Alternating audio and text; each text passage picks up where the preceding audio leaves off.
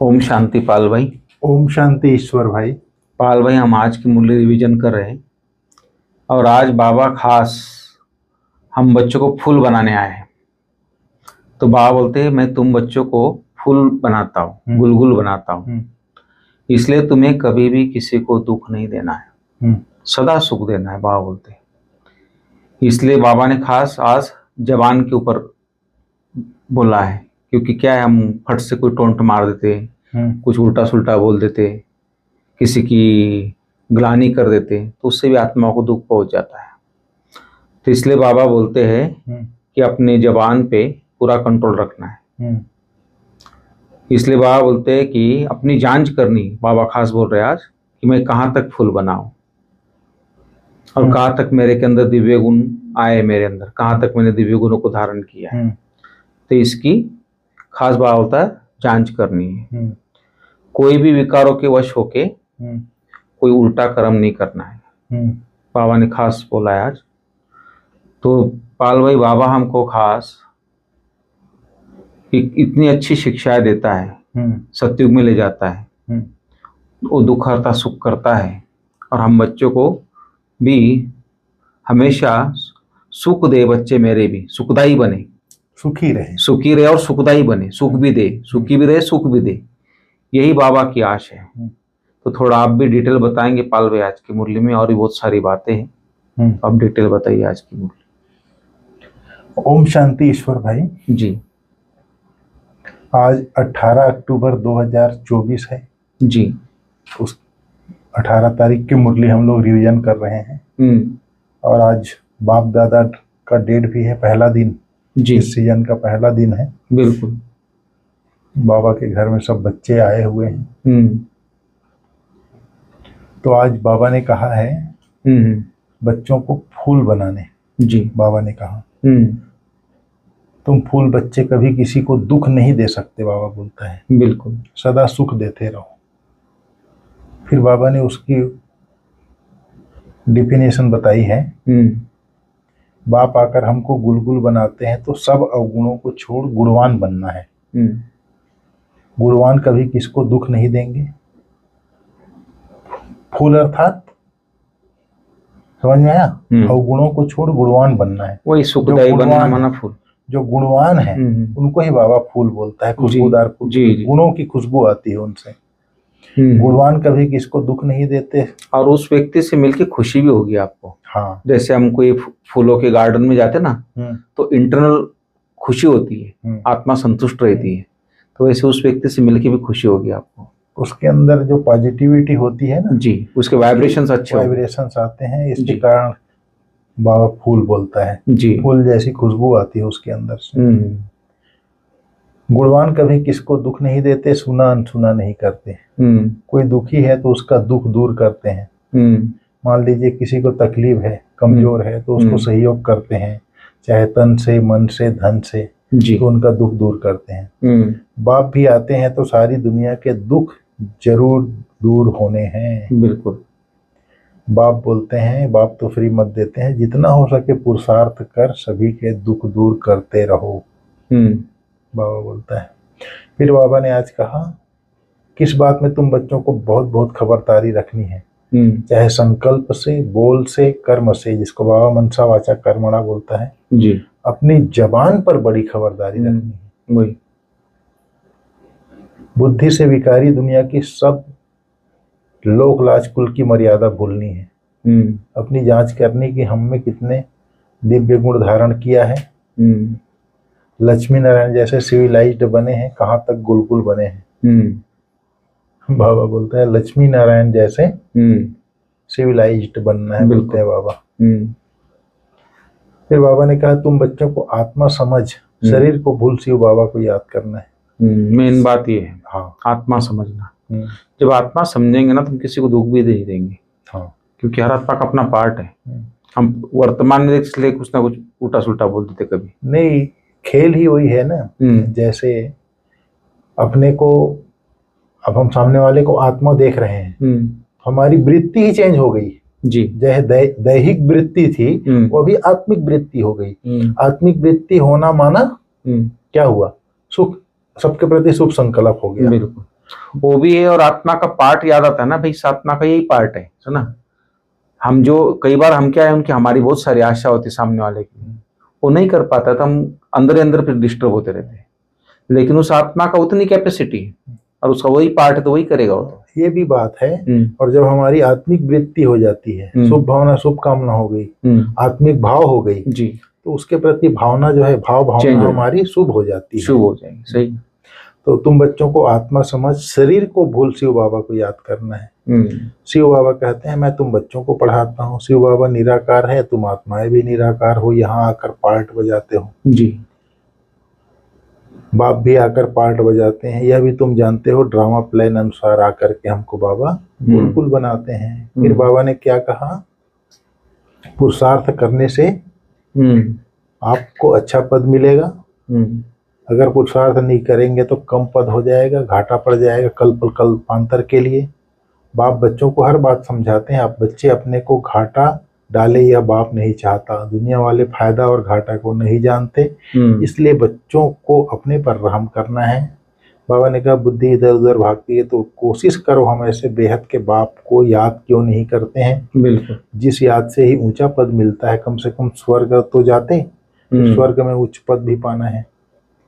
बाबा ने कहा आज मीरा को याद किया, मीरा के लिए कहा जाता है उसने लोक लाज कुल की मर्यादा छोड़ी, यहाँ तो तुमको सारे बिकारी कुल की मर्यादा छोड़नी है जी। बुद्धि से सबका संन्यास करना है, इस बिकारी दुनिया का कुछ भी अच्छा नहीं लगता। उस टाइम बहुत बड़ी बात थी, एक राजाई घराने की मीरा होते हुए सब कुछ छोड़ के किशन की भक्ति में लग जाना, तो उन जमाने तो बहनों को बाहर भी निकल देते लोग। हाँ। तो उस जमाने उसने त्याग किया, बहुत बड़ी बात, बहुत बड़ी बात थी। दृढ़ता चाहिए अंदर से, सब हो जाता है। तो बाबा ने कहा पवित्र बनने में ही माया विघ्न डालती है, उनसे संभाल करनी होती है। माया पर तुमको विजय पाना है। तुम जानते हो हम कल्प कल्प जो कुछ करते आ रहे हैं, बिल्कुल एक्यूरेट वही पुरुषार्थ चलता है, कल्प कल्प जो चलता आया है। तुम जानते हो अभी हम पद्मा पदम भाग्यशाली बनते हैं, फिर सतयुग में अथाह सुखी रहते हैं। फिर बाबा ने कहा बाप तो चाहते हैं हमारे बच्चे पूरा गुलगुल बने, बाप का दिल होगा कि हमारे बच्चे, लौकिक बाप की भी दिल होगी कि हमारे बच्चे गुलगुल बने, पारलौकिक बाप तो आते ही है कांटों से फूल बनाने। बिल्कुल। बाबा ने कहा हर एक को अपनी मनसा वाचा कर्मणा बहुत खबरदारी रखनी है, जुबान पर हर एक कर्मेंद्रिय पर बड़ी खबरदारी चाहिए। माया बहुत धोखा देने वाली है, उनसे संभाल करनी है। बड़ी मंजिल है, आधा कल्प से क्रिमिनल दृष्टि बनी है, उनको एक जन्म में सिविल बनाना है। जैसे इन लक्ष्मी नारायण की है, वह सर्वगुण संपन्न है, वहाँ क्रिमिनल दृष्टि होती नहीं जी। तुम सब बच्चों की एक ही आशा है कि हम पावन बने। कैसे पावन बनेंगे सो तो तुम जानते हो कि पावन बनाने वाला एक बाप है, उसकी याद से ही पावन बनेंगे जी। बाबा ने कहा तुम हो ब्राह्मण सच्ची गीता सुनाने वाले, नॉलेज तो बड़ी सहज है, जिनके घर वाले सब आते हैं, शांति लगी पड़ी है, उन्हों के लिए तो बहुत सहज है जी। बाबा ने कहा चित्रों को देखने से ही ज्ञान स्मृति में आता रहेगा। एक कोठरी बना दो, बाबा बोलता है कोठरी बनी पड़ी हो, उसमें भल तुम सो भी जाओ, अगर फ्री मत पर चलते रहो तो तुम बहुतों का कल्याण कर सकते हो। बाबा ने कहा बाबा ने कहा सतयुग में क्षीर सागर कहते हैं। बाबा ने कहा ऐसे नहीं वहाँ कोई क्षीर का सागर होगा, वहाँ हर चीज अथाह होती है, ढेर होती है जी। कोई चीज पर पैसे नहीं लगते, पैसे तो वहाँ होते ही नहीं। समझ में आया? सतयुग में पैसा नहीं होता, सोने के ही सिक्के, सोने के सिक्के देखने में आते हैं। द्वापर तक चला भाई सोने की गिन्नियां, सुना? द्वापर के राजाओं को दिखाते जो देते थे ना राजा लोग, तो सोने की गिन्नियां, सोने की पृथ्वीराज चौहान तक चली है, असरफियां। हाँ असरफियां ही चलती थी पुराने राजा। बाबा ने कहा सोने के सिक्के ही देखने में आते हैं, जब मकानों में ही सोना लगता है, सोने की ईंट लगती है तो सिद्ध होता है कि वहाँ सोने चांदी का मूल्य ही नहीं। यहाँ तो देखो कितना मूल्य है, तुम जानते हो एक एक बात में वंडर है। मनुष्य तो मनुष्य ही है, यह देवता भी मनुष्य है, परंतु इनका नाम देवता है।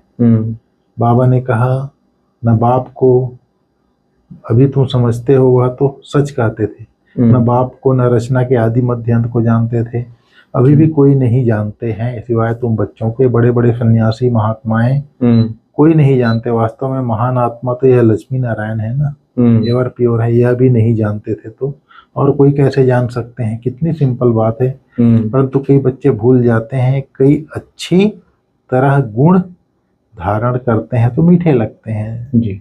जितना बच्चों में मीठा गुण देखते हैं तो दिल खुश होती है, बाबा बोलता है। कोई तो नाम बदनाम कर देते हैं। यहाँ तो फिर बाप, टीचर, सदगुरु तीनों की निंदा कराते हैं। तो सत बाप, सत टीचर और सदगुरु की निंदा कराने से फिर ट्रिपल दंड पड़ जाता है। पढ़ भी नहीं पाएंगे, दंड भी भोगेंगे। तुम्हारा नाम उच्च करने के लिए बाबा ने कलश तुम माताओं को दिया है। फिर बाबा ने दूसरी लाइन में बोला है, ऐसे नहीं कि पुरुषों को नहीं मिलता है, मिलता तो सबको है कलश। आज क्लियर कर दिया बाबा ने।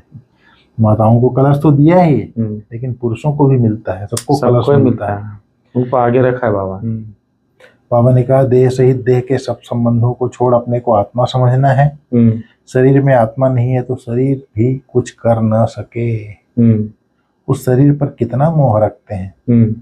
शरीर जल गया, आत्मा ने जाकर दूसरा शरीर लिया तो भी 12 मास या हुसैन मचाते रहते हैं।